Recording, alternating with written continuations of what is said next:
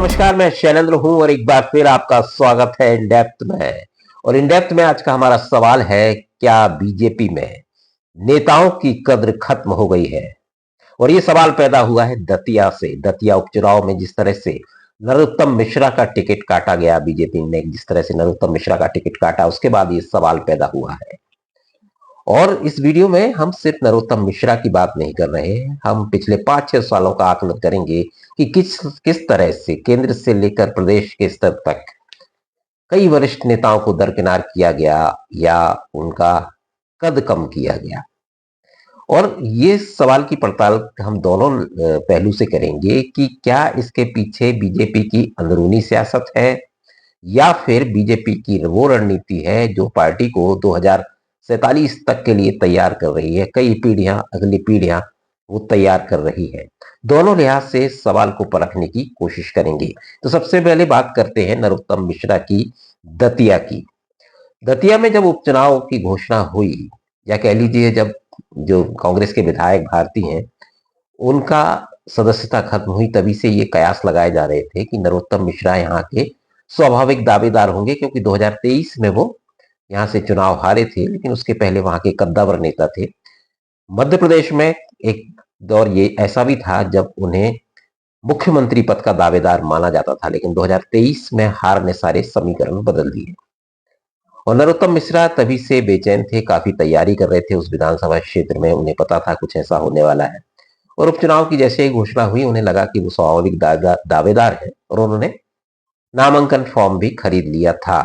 और कहा जा रहा है कि सिंगल नाम उनका यहां से गया था, कोई पैनल नहीं गया था। उसके बाद भी जब प्रत्याशी की घोषणा हुई तो आशुतोष वहां से उम्मीदवार घोषित किया गया और नरोत्तम मिश्रा का टिकट कट गया। तो अब सवाल ये उठता है कि नरोत्तम मिश्रा का आखिर टिकट कटा क्यों? वरिष्ठ नेता थे, कद्दावर नेता थे, और प्रदेश में कई बीजेपी के मूवमेंट में उनका बड़ा हाथ है। यहाँ तक कि 2018 में जब सरकार गिरी थी कांग्रेस की, तब भी उनका बड़ा हाथ उसमें माना गया था, सरकार बनाने में, फिर से वापस लाने में शिवराज सिंह चौहान की। तो काफी अमित शाह के करीबी माने जाते थे और काफी वोकल नेता थे, और बड़े बड़े मंत्री पद उन्होंने संभाले मध्य प्रदेश में। उसके बावजूद भी उनका टिकट आखिर क्यों कटा? तो देखिए, बीजेपी ने इसमें एक अंदरूनी सर्वे कराया था, ये कहा जा रहा है, और उसमें नरोत्तम मिश्रा को हारता हुआ दिखाया गया। तो उसके बाद बीजेपी ने उनका टिकट काट दिया और उसके बाद काफी उनका हंगामा भी हुआ। तो यहाँ देखिए, बीजेपी ने एक वरिष्ठ नेता को का टिकट इसलिए काटा क्योंकि वो सर्वे में नहीं जीत रहा था। तो बीजेपी ने पिछले कुछ दिनों में ऐसा काफी बार किया है कि सिर्फ जीतने वाले उम्मीदवार को ही तरजीह दी जाती है। उसके सामने कितने बड़े कद का नेता भले ही क्यों ना हो, अगर वो नहीं जीत रहा है तो उसका टिकट काट दिया जाता है। तो बीजेपी की यह बड़ी स्पष्ट नीति रही है। हालांकि कहा जा सकता है कि सर्वे के बाद भी अगर नरोत्तम मिश्रा मेहनत करते तो हो सकता था, जीत सकते थे, लेकिन पार्टी की जो नीति है उस पर वो अडिग रही। अब इसमें यह भी बातें हैं कि वो अंदरूनी बीजेपी की राजनीति का शिकार हुए, मुख्यमंत्री नहीं चाहते थे, या जो भी बड़े वरिष्ठ नेता हैं जिनका भी कह लीजिए, वो नहीं चाहते थे कि नरोत्तम मिश्रा वहां से चुनाव लड़े। तो दोनों ही तरह की बातें अब मिले। तो ये तो बात हुई नरोत्तम मिश्रा की, लेकिन बात सिर्फ नरोत्तम मिश्रा की नहीं है। पिछले हम 5-6 सालों में देखें तो आपको कई वरिष्ठ नेता, खासतौर से 2023 के चुनाव के बाद, तो हम 3 राज्य ले लें अगर, शिवराज सिंह चौहान जिनके नेतृत्व में इतनी बड़ी जीत दर्ज की, उनकी जगह मोहन यादव को मुख्यमंत्री बनाया गया और उन्हें केंद्र में ले जाया गया। कहा गया कि उनका कद कम किया गया, अभी जिस भूमिका में है उस उनके कद के हिसाब से वो नहीं है। फिर राजस्थान देख लें, 2023 के चुनाव के दौरान ही, जहां वसुंधरा राजे को मुख्यमंत्री बनना तय माना जा रहा था, मनोहर लाल शर्मा को वहां मुख्यमंत्री बनाया गया। वो भी अगली पीढ़ी के थे, मोहन यादव भी दूसरी पीढ़ी के नेता है, अगली पीढ़ी के।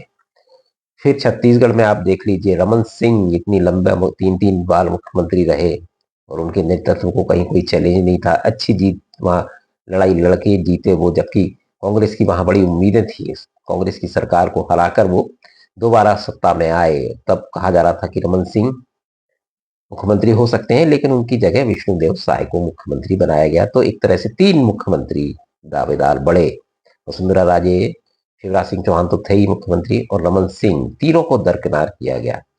अभी रमन सिंह विधानसभा अध्यक्ष हैं छत्तीसगढ़ में, वसुंधरा राजे के पास कोई ऐसा जिम्मेदारी नहीं है, और शिवराज सिंह चौहान केंद्र में मंत्री है। तो ये 3 मुख्यमंत्री, तो ये हमने 2023 की बात की।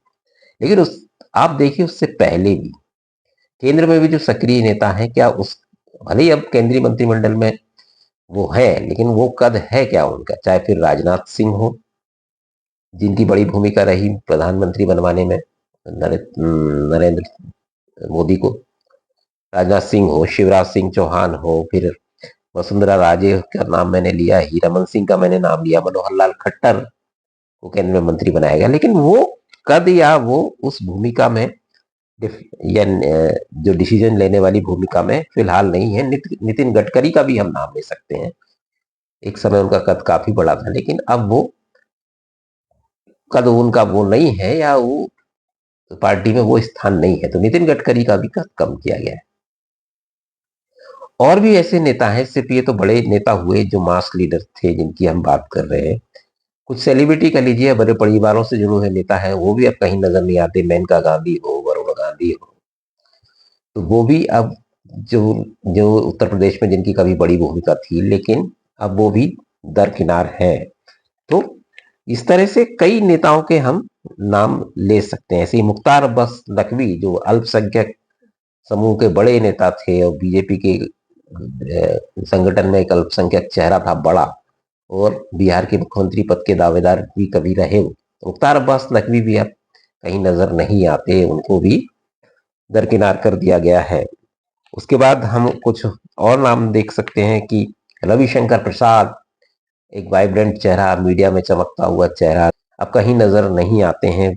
एक बहुत ही वोकल चेहरा, दमदार चेहरा, अब कहीं नजर नहीं आते हैं। फिर दूसरा प्रकाश जावड़ेकर है, जो कभी यदा कदा नजर आते हैं। वो भी एक चमकता हुआ चेहरा थे, पार्टी में बड़ी मजबूत छवि थी एक समय में उनकी। और एक और नाम इसमें मैं लेता हूँ, हर्षवर्धन, जो स्वास्थ्य मंत्री रहे, उसके बाद 2022 में उनको भी हटाया गया मंत्री पद से, उसके बाद से वो भी कहीं नजर नहीं आते हैं। 2021 में ये तीनों नेताओं को दरकिनार कर दिया गया, और मुख्तार अब्बास राज्यसभा टिकट नहीं मिला उनको 2021 में, 22 में, और उसके बाद से वो भी नजर नहीं आते। तो ये करीब 15-16 नेताओं के नाम मैंने आपको गिना दिए, जो जिनको दरकिनार किया गया है सिर्फ पिछले 5-6 सालों में। तो ये वजह क्या है? अब इसमें सवाल ये है कि इतने बड़े बड़े नेता आखिर दरकिनार कैसे हुए? तो इसमें एक तो पहला मुद्दा है कि कहा जाता है कि बीजेपी की अंदरूनी सियासत, जिसमें सिर्फ अमित शाह और नरेंद्र मोदी की चलती है। जो क्रिटिक्स हैं बीजेपी के, वो ये कहते हैं कि उन दोनों के अलावा वो किसी का कद उन्होंने बढ़ने नहीं दिया। और दूसरा जो पक्ष है, एक सवाल है जो इसको बीजेपी की रणनीति कहा जाता है, कि बीजेपी 2047 तक की तैयारी में है, तो अगली पीढ़ी तैयार कर रही है पार्टी की। तो नए नेताओं को, नई पीढ़ी को लाया जा रहा है धीरे धीरे। चाहे फिर हम मोहन यादव कह लें, चाहे मनोहर लाल शर्मा कह लें, राजस्थान के मुख्यमंत्री, या कई दूसरे नेता जो को दूसरी पीढ़ी के, हालांकि अभी एकदम से नाम गिनाना मुश्किल है, क्योंकि मुझे नहीं लगता अभी वो एस्टेब्लिश हो पाए हैं।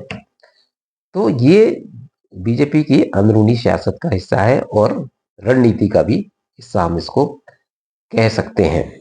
और इसमें वजह 3-4 होती हैं। देखिए, जो गलतियां कांग्रेस ने की, बीजेपी ने सबक लेकर वो गलती नहीं करना चाहती। कांग्रेस की गलती ये थी कि उसके यहाँ शतरप पैदा हो गए, और उसका सिस्टम कोलैप्स हो गया, कि अपने इलाके का एक पावरफुल नेता, उसके हिसाब से पूरी पार्टी चलने लगती थी, और गुटबाजी जम से होती थी। और पार्टी के पराभव का कारण भी एक तरह से ये रहा कि हर क्षेत्र में, प्रदेश में भी 5-6 क्षेत्र बढ़ जाते थे, और गद्दावर नेता हो जाता था, फिर दूसरा नेता हो जाता था, तो पार्टी एक दरकिनार हो जाती थी, और व्यक्ति हावी हो जाता था पार्टी में। सिस्टम पर व्यक्ति हावी हो जाता है।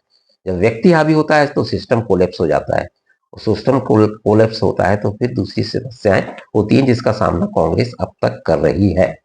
तो बीजेपी ने वही गलती से बचने की कोशिश की कि क्षेत्रीय स्तर पर, जातीय स्तर पर कहीं भी नेता को बड़ा नहीं होने दिया उसने। जो भी नेता बड़ा हुआ, जिसका कद बड़ा हुआ, उसको एक तरफ करके नए नेताओं को उभारा, नए नेतृत्व को तैयार किया, जो पार्टी के प्रति लॉयल था, किसी व्यक्ति के प्रति लॉयल नहीं थे। तो इस तरह से पार्टी केंद्र से लेकर पंचायत स्तर तक एक सिस्टम बना, जिसमें जो पार्टी ओरिएंटेड चेहरे थे, जो कि ना कि किसी के पट्टे थे, या इस तरह के जो शब्द हम राजनीति में इस्तेमाल करते, तो पट्टागिरी एक तरह से खत्म की बीजेपी ने, ऐसा करना। दूसरा, उसने सामाजिक और क्षेत्रीय समीकरण देखे। अगर सामाजिक समीकरणों में कोई नेता बड़ा फिट नहीं हो रहा तो उसको दरकिनार किया और उस समाज के नेता को लेकर आए। जैसे पिछले कुछ दिनों में आप देखेंगे, सवर्ण नेताओं का तेजी से कम हुआ है कद, और ओबीसी की जो राजनीति चल रही है उसके मद्देनजर ओबीसी चेहरे मजबूत किए गए। तो एक वजह यह भी है।